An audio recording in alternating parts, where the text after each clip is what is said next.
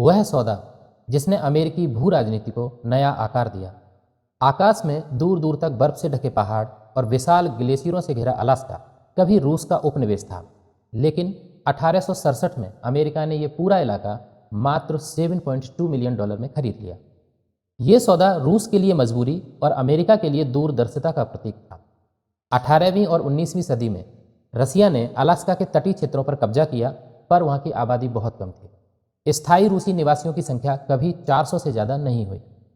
Crimea वार में Britain और France से मिली हार ने रूसी अर्थव्यवस्था को कमजोर कर दिया और साम्राज्य को अपने सुदूर उपनिवेशों की रक्षा करने में कठिनाई होने लगी। साथ ही कैलिफोर्निया गोल्ड रश का असर देखकर रूसी शासक अलेक्जेंडर सेकेंड को लगा कि अलास्का में यदि सोना मिलेगा तो अमेरिका और कनाडाई लोग इसे आसानी से हथिया सकते हैं। सबसे बड़ा कारण यह था कि कनाडा में ब्रिटिश फोर्सेस मौजूद थे और किसी भी युद्ध में अलास्का को बचा पाना मुश्किल था। इन कारणों से जार अलेक्जेंडर सेकंड ने अपने राजदूत एडवर्ड डी स्टॉकेल को निर्देश दिया कि वह अमेरिका से बातचीत कर अलास्का को बेचने का प्रस्ताव रखे। उधर अमेरिका में secretary of state William H seaward विस्तार नीति के समर्थक थे। सिविल वॉर समाप्त होने के बाद सीवर्ड और स्टॉकेल ने मार्च 1867 में गुप्त वार्ताएं शुरू की। 30 मार्च 1867 की सुबह 4 बजे दोनों ने ट्रीटी पर हस्ताक्षर कर दिए। कीमत तय हुई $7.2 मिलियन, यानी लगभग 2 सेंट प्रति एकड़। इस भारी भरकम भूमि लगभग 6 लाख वर्ग मील की कीमत सुनकर कुछ लोग इसे सीवर्ड्स फॉली, सीवर्ड की मूर्खता और सीवर्ड्स आइस बॉक्स कहने लगे। रूस को ये राशि एक चेक के रूप में दी गई जो रूसी मंत्री डी स्टॉकेल के नाम जारी था। कानून के अनुसार ट्रीटी को अमेरिकी सीनेट की मंजूरी चाहिए थी। सीनेट की फॉरेन रिलेशंस कमेटी के अध्यक्ष चार्ल्स समनेर शुरू में शंकित थे, लेकिन उन्होंने पुस्तकालयों और स्मिथसोनियन से सैकड़ों स्रोत पढ़े और अलास्का के संसाधनों का अध्ययन किया। 8 अप्रैल 1867 को उन्होंने लगभग 3 घंटे का भाषण दिया, जिसमें अलास्का की जनसंख्या, जलवायु, वन्य जीवन और खनिज संपदा का विवरण रखा। अंततः 37-2 के मत से सीनेट ने 9 अप्रैल को ट्रीटी को मंजूरी दी और 28 मई को प्रेसिडेंट एंड्रयू जॉनसन ने इसे कानून बना दिया।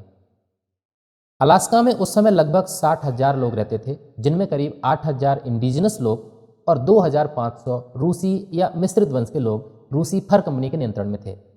बाकी 50,000 से अधिक इन्यूट और अलास्का नेटिव्स स्वतंत्र रूप से रहते थे।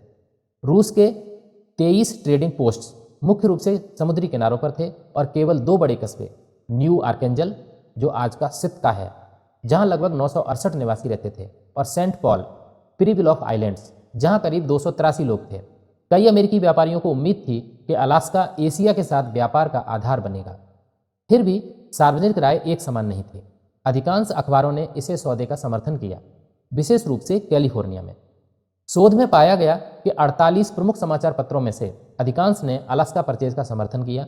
इसके बावजूद सीवर्ड्स फॉली और पोलर बियर गार्डन जैसे उपनाम प्रचलित हो गए। न्यूयॉर्क वर्ल्ड ने इसे सख्त ऑरेंज कहा और न्यूयॉर्क ट्रिब्यून के संपादक हॉरेस ग्रीली ने पूछा कि बर्फ बंदर और वालरसों से भरे एक बर्फीले इलाके पर पैसा क्यों खर्च करें।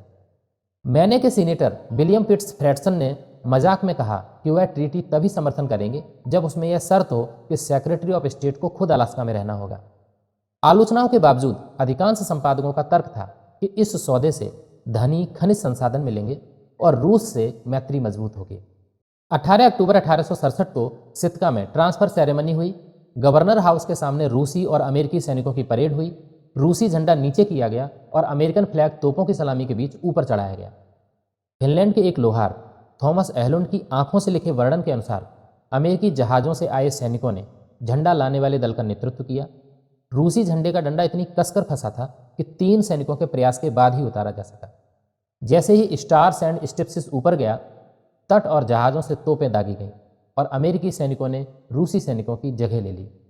रूसी अधिकारी अलेक्सेई पोस्टरोव ने कहा, by authority from his majesty the emperor of Russia I transfer to the United States the territory of Alaska, और जनरल लोवेल रूसो ने उसे स्वीकार किया। स्थानांतरण के बाद अधिकांश रूसी नागरिक जल्दी ही वापस रूस चले गए। अमेरिकन सेटलर्स को उम्मीद थी कि अलास्का खजाना साबित होगा, पर संशोधनों के दोहन में बहुत पूंजी लगती थी। कुछ ही सालों में सितका की जनसंख्या 2500 से घटकर कुछ 100 रह गई। अगले 3 दशक तक अलास्का पर सैन्य, नौसैनिक या ट्रेजरी का नियंत्रण रहा। 1884 में एक अस्थायी नागरिक सरकार बनाई गई, लेकिन अलास्का की असली कीमत दुनिया ने 1896 के क्लॉन्डिक गोल्ड रश के दौरान समझी, जब यूकॉन में सोने की खोज ने इस फ्रोजन विल्डरनेस को समृद्ध बना दिया। इसके बाद अलास्का ने द्वितीय विश्व युद्ध में सामरिक महत्व प्रदर्शित किया और 3 जनवरी 1959 को यह अमेरिका का 49वां राज्य बना। कई इतिहासकार अलास्का परचेज को बार्गेन बेसमेंट डील कहते हैं, क्योंकि 2 सेंट प्रति एकड़ की कीमत पर अमेरिका ने टेक्सास से भी 2 गुना बड़ा इलाका हासिल कर लिया। कुछ अर्थशास्त्री जैसे डेविड आर बार्कर कहते हैं कि केंद्र सरकार को अलास्का से कर राजस्व और तेल खनिज रॉयल्टीज के रूप में उतना लाभ नहीं मिला जितना वहां के प्रशासन और ब्याज पर खर्च हुआ। दूसरी ओर कुछ विद्वानों का तर्क है कि राष्ट्रीय आय में वृद्धि और प्राकृतिक संसाधनों से समाज को हुए लाभ को ध्यान में रखते हुए यह निवेश सफल रहा। आज अलास्का अपनी तेल, गैस, मछली उद्योग और पर्यटन से अमेरिका की अर्थव्यवस्था में प्रमुख भूमिका निभाता है। हर साल 18 अक्टूबर को अलास्का डे मनाया जाता है, जब ग्रेगोरियन कैलेंडर के अनुसार अलास्का को औपचारिक रूप से यूनाइटेड स्टेट्स में शामिल किया गया था। एक सौदे के रूप में अलास्का परचेज ने सिर्फ 2 राष्ट्रों के बीच संपत्ति का आदान प्रदान नहीं किया, इसने उत्तर पश्चिमी अमेरिका में शक्ति का संतुलन बदल दिया। अमेरिका को एशिया प्रशांत क्षेत्र में सामरिक बढ़त दी और अंततः एक ऐसा राज्य दिया जिसकी प्राकृतिक संपदा और संस्कृति आज भी लोगों को आकर्षित करती है।